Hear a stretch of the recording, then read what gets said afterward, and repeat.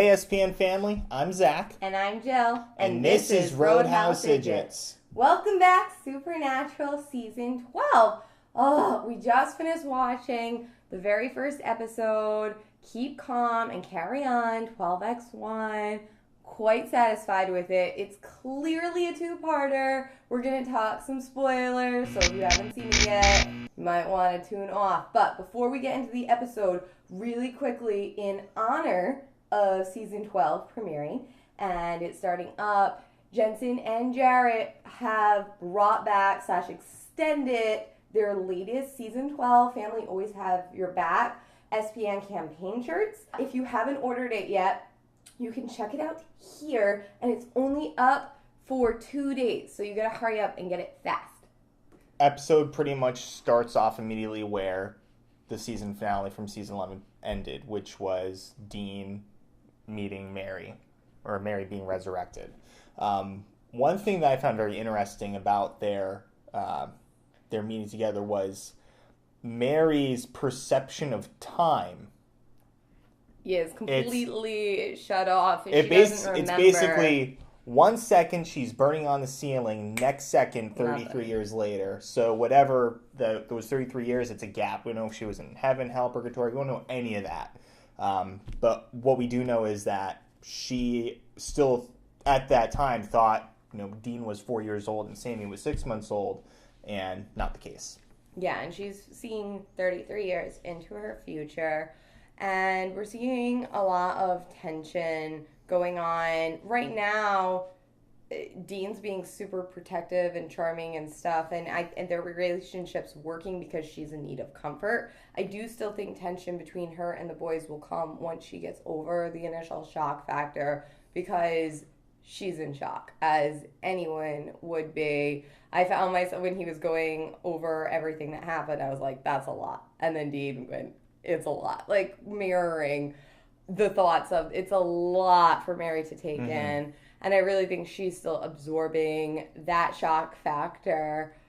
I think one of the funniest parts of the episode, though, was with Mary and Dean looking at the Impala for the first time. And at first it was this, like, oh my gosh, she's still beautiful. And Dean is like so proud to show his car off to his mom. Like, yeah, Mom, look how good I did. Look how good I take care of it. And then it just sort of does this very sensual pan to the back seat. And Mary and Dean are both in their own little world. And then they sort of look up, and there's this incredibly awkward moment where they both realize that they have both done things in this car, which is weird having your mom in that. So I think that was one of the funniest moments of this episode, and an excellent moment. Certainly. Second scene in the premiere was we saw where Castiel ended up, which was 3 hours away from Lebanon, Kansas. So I guess there isn't really a place that it's random. It's what I said was going to happen, where they don't know they get sent up. Right. And I like that we get to see it, and like the busting the hole through the sign. Definitely seeing Badass Cass is back. He is on interrogate first through fist, ask questions later if they're not willing to talk right away. And it's very good. It's fun. It's refreshing. It's needed, and it's really helpful with the Mary and Dean situation right now. So I think it's a nice little twist.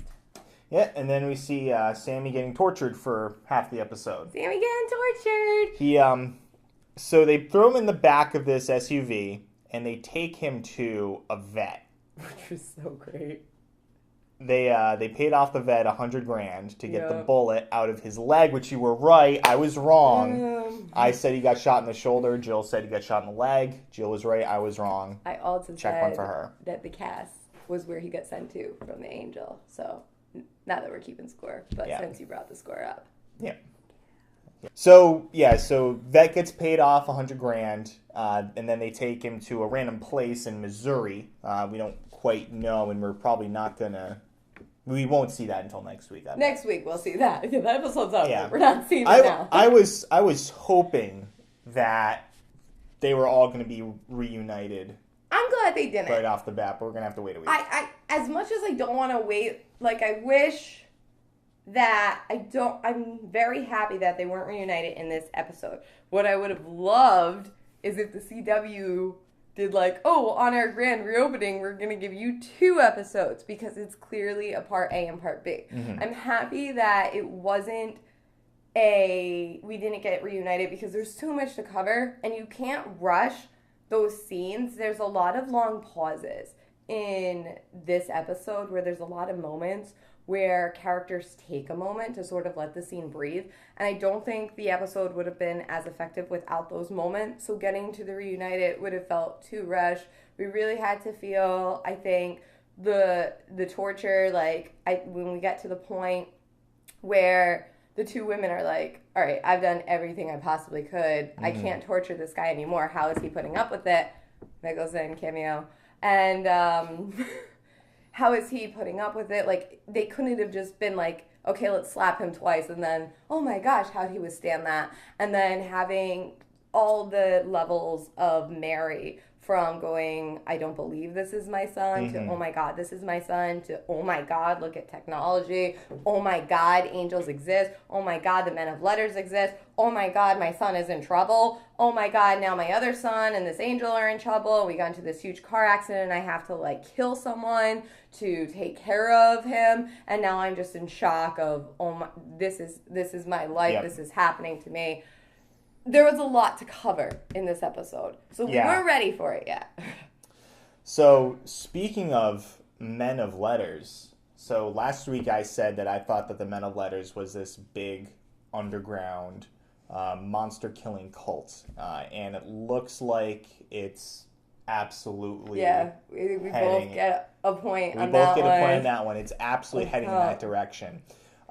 There was that kind of tangent that they went on for a short while where they kind of showed how they killed a vampire. Oh, that's gonna be what we go into this season. That's gonna be awesome. And how in Britain there hadn't been a death by a monster since 1965. Yet in America, while Sam and Dean and other hunters are, saving the day, there are casualties, and the Men of Letters do not like casualties. So, and there's a big player that we haven't seen yet, and I think that was kind of hinted, whether that's Tony, the British woman, Tony with an I. Tony with an I. I don't know if that's going to be like Love her ex-husband or ex-boyfriend or boss, but it's somebody that she answers to that she doesn't like. And I think that's going to be very interesting as we go forward. And I also think it's someone who is very experienced with torture. By the looks of it, is a torture expert. That's going to be really interesting. We're going to see that guy at some point, clearly, going forward. And I thought one of the really cool things is, I thought it was very interesting how Mary knows nothing about her past. I think we're going to get moments about where she's been, because one thing that the Men of Letters brings to the table is they have different forms of technology that the Americans aren't aware of. For instance, one of the things they did to torture Sam was a recall of instead of greatest hits, it is the opposite, his worst hits, reliving his worst moments.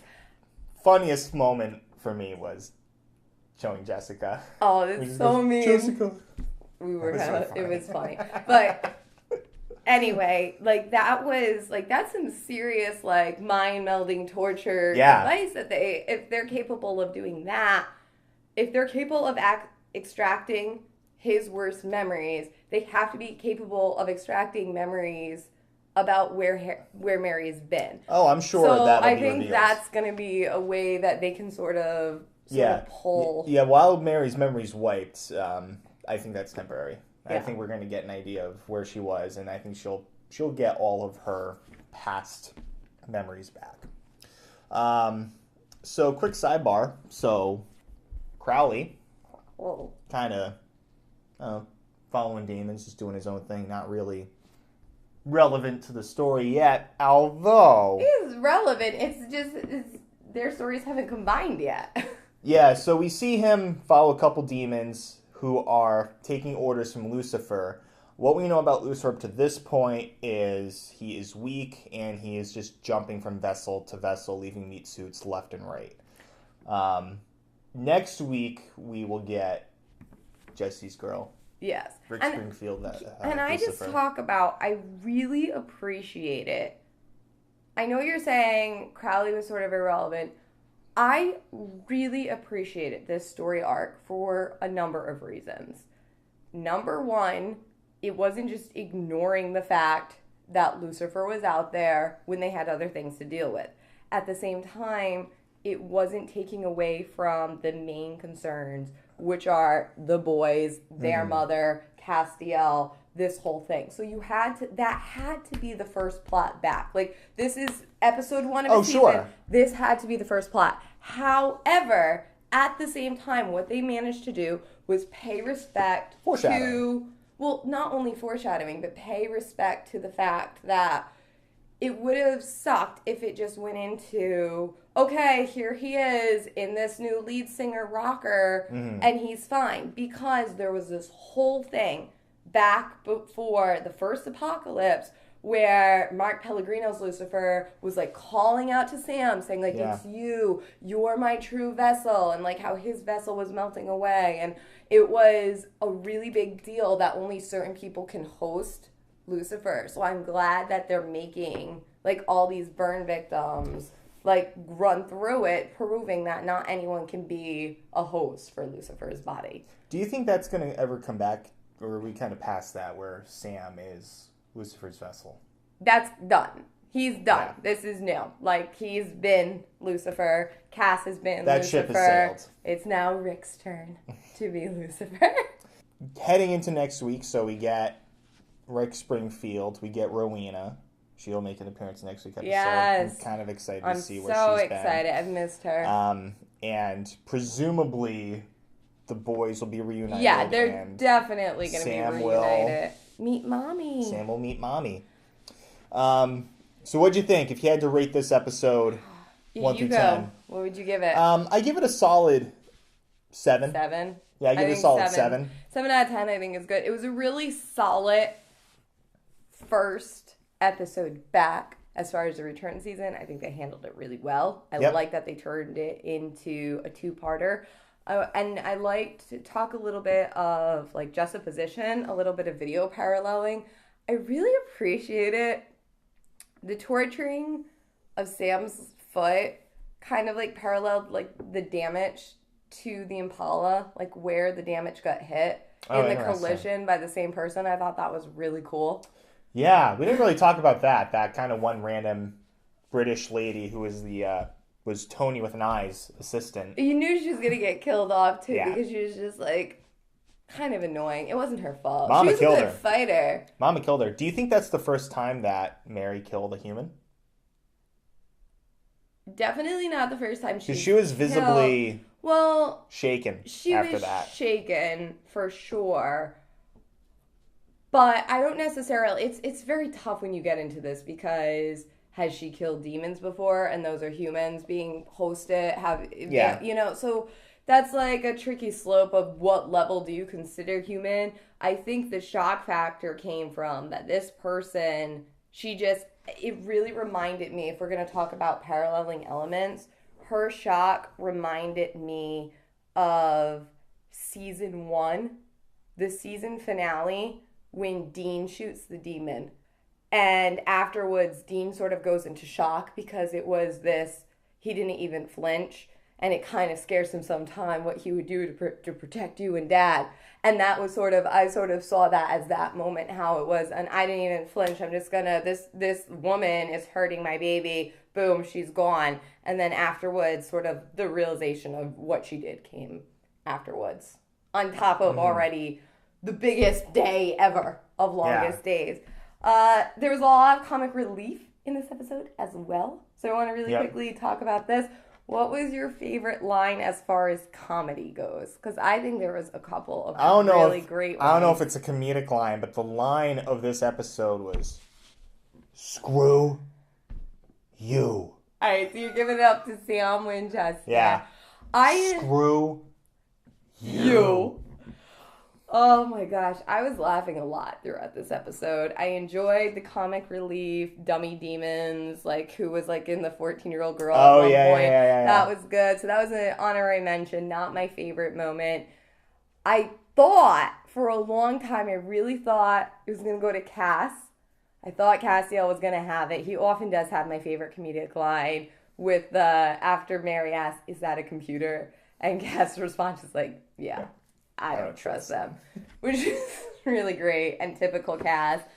But I think my favorite line goes to our veterinarian extra for like, Mary's just pure disgust. Like, she offered me $100,000 and she just looks at him like, as if it was, she offered me a Reese's peanut butter cup or something so pathetic. And he's like, and you took it? And he's just, student loans are a bitch. True that. for a vet too, like, that was good. So I really liked that line. So, anticipations for next week. What are you expecting to see? Well, yeah, no, like I said, I'm excited to see Springfield as Lucifer. I'm excited to see the boys reunite. I'm excited to see Sammy meet Mary. I think that's going to be a tender moment. And it's going to be such a great shock for Sam because a lot of his piss poor attitude, you know, is coming from the fact that, like, he was especially rude to Tony. He still thinks Dean's dead. Exactly, and that's why, because he's in a very bad place. Like, his brother's gone, his parents are gone, so he has a double shock. Yeah, we can't forget that. He still thinks Dean's dead. That Dean is dead, and so he's going to get a 2-for-1. Like, he's oftentimes had in his life moments where he thought Dean was dead. And then Dean comes back. Mm-hmm. But now he's going to have Dean and Mary come back. That's like a super reunion. Yep. So that'll be exciting. It's going to be next week. All in all, 7 out of 10. Good, solid start. There's a little bit of funny. Yep. Definitely setting the stage for this season. Yeah. And our new title graphic for the season is none other than it's the Men of Letters logo. And that, like I said, that is laying the foundation for a big, big theme. Yes, and so that's a point. And that's my most anticipated storyline as we go forward, for sure. All right, guys, so that was episode 1. We gave it a 7 out of 10. Do you agree with our score? And let us know in the comments below what your funniest line of the episode was, because there was a few good ones, and I want to know what moments made you laugh most, because those are almost my favorite moments of the show. We will see you next week for episode 2. Don't forget, buy a shirt on yourrepresent.com for Jensen and Jarrett. Proceeds go to really good causes for mental illness, and we will see you next week. Take care.